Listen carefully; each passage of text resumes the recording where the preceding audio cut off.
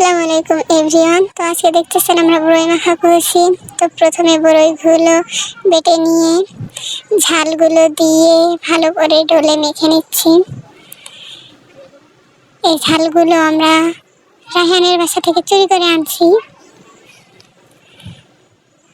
তো এবার ঝালগুলো মাখা হয়ে গেছে, এবার আমরা ওর ভিতরে বড়ইগুলো দিয়ে দেব। যারা বড়ইগুলো মাখাতে পারে না তাদের জন্য শিখে নাও আজকে। তো বড়ইগুলো ভালো করে ডলে ঝাল মুল মুছে এবার আমরা ওগুলো বাড়িতে ঢেলে নিলাম। এবার হাত দিয়ে পা দিয়ে তোমরা যা দিয়ে পারো চটকে নিবা। তো আমার হাত আছে বলে আমি হাত দিয়ে ডলে নিলাম। লবণ দিয়ে ভালো করে গোবর মাখার মতো চটকে নিলাম। এবার আমার ভাইকে দিয়ে টেস্ট করলাম, বললো ভালো হয়েছে। তো এবার আমরাও খেতে পারবো।